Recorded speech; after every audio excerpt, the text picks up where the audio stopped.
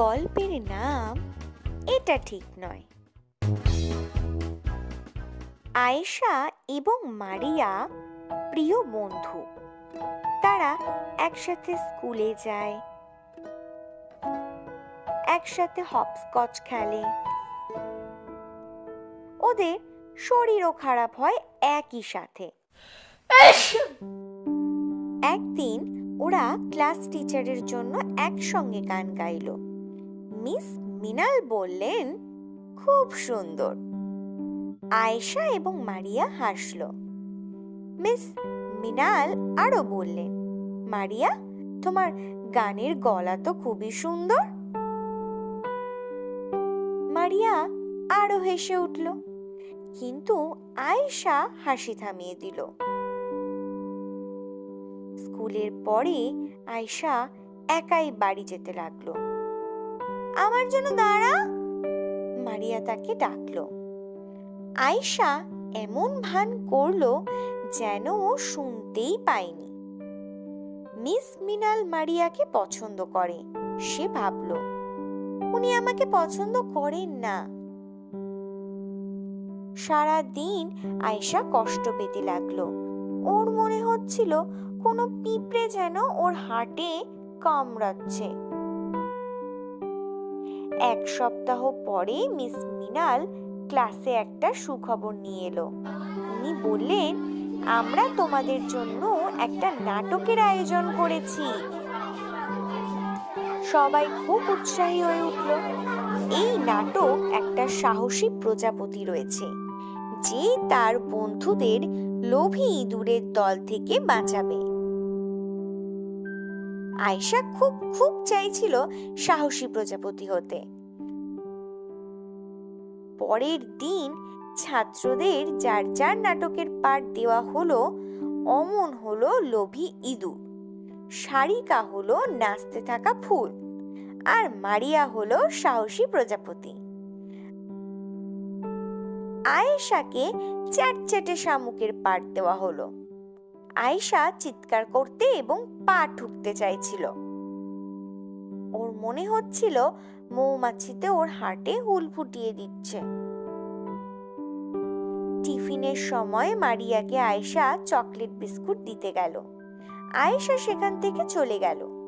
সারা দিন আয়েশা মারিয়ার সঙ্গে একটুও কথা বলল না। আয়েশা অমলের সাথেও কথা বলল না, কারণ ও মারিয়াকে দেখে হাসছে। ও সারিকার সাথেও কথা বলল না, কারণ ও বলেছে মারিয়া খুব সুন্দর প্রজাপতি হবে। সে মনে মনে ভাবলো, সবাই শুধু মারিয়াকেই পছন্দ করে, কেউ আমাকে পছন্দ করেই না। রিহার্সাল শুরু হলো। মারিয়াকে দুটো গান গাইতে হবে। আয়েশা গাইবে 3টে গান, আরো দুটো শামুকের সঙ্গে গলা মিলিয়ে। প্রতিদিন আয়েশার মনে ব্যথা হতে শুরু করলো। এটা ঠিক নয়, সে মনে মনে ভাবলো। সব ভালো জিনিস মারিয়ার সাথেই ঘটে। কস্টিউম এলো। মারিয়ার জন্য এলো গোলাপি এবং রূপোলি রঙের ডানা। আয়েশার জন্য এসেছে হালকা ধূসর রঙের টি শার্ট এবং ধূসর প্যান্ট। মারিয়া আয়েশার জামা দেখতে এলো। আয়েশা ওকে নিজের জামা দেখালো না।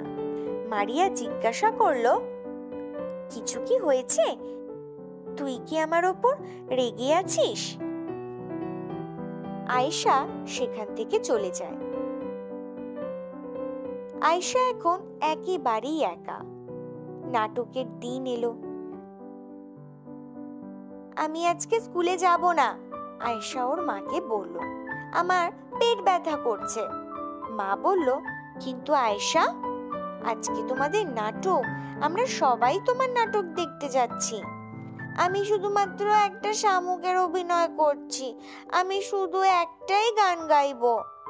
আয়েশা মন খারাপ করে বলল, মারিয়ার মতো নয়, ও প্রজাপতি সাজবে এবং ওর একটা ডানাও রয়েছে, ও দুটো গান গাইবে। কি সুন্দর, মা বলল। তুমি মারিয়ার জন্য খুশি নও? ও তো তোমার প্রিয় বন্ধু। তুমি যখন ভালো কিছু করো, তখন ও তোমার জন্য খুব খুশি হয়।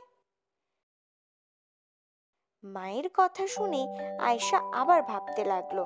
সে ভাবলো স্পোর্টসের দিন কিভাবে মারিয়া কড়া রোদে আয়েশাকে উৎসাহ যোগাচ্ছিল। আয়েশা যখন অঙ্ক আর ইংরেজির জন্য প্রাইজ পায় তখন কিভাবে মারিয়া হাততালি দেয়। মারিয়া সবাইকে বলে আয়েশা সব থেকে ভালো গল্প লেখে। আয়েশা এখনো কষ্ট পাচ্ছে, কিন্তু এই কষ্টটা অন্য রকমের।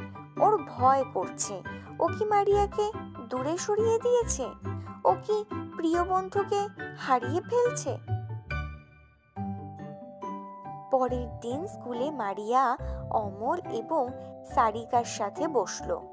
যখন মারিয়া আয়েশার দিকে তাকালো তখন তাকে নার্ভাস লাগলো।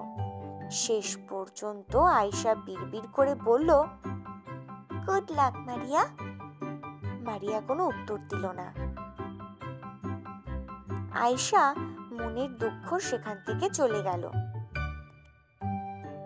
আয়েশা লাফিয়ে উঠল যখন সে একটা গলা শুনতে পেল। Thank you. এটা মারিয়া! আমার মনে হয় তুই এই বিশ্বের সব থেকে ভালো প্রজাপতি, আয়েশা বলল। হঠাৎ ওর মনে আর কোনো কষ্ট হচ্ছে না বা মন খারাপও হচ্ছে না, এবং আমারও মনে হয় এই পৃথিবী তুই সব থেকে ভালো শামুক, মারিয়া বলল। নাটকের শেষে সবাই একটা লাইনে দাঁড়ালো। মারিয়া আর আয়েশা দাঁড়ালো স্টেজের একেবারে মধ্যিখানে। অনেক দিন পরে তাদের সব ঠিক মনে হচ্ছিল। যখন তারা হল ছাড়লো সকলে মারিয়াকে বলল ওর গানের গলা খুবই মধুর। মারিয়া খুশিতে উজ্জ্বল হয়ে উঠল। আয়েশা মারিয়া থেকেও বেশি খুশি হলো।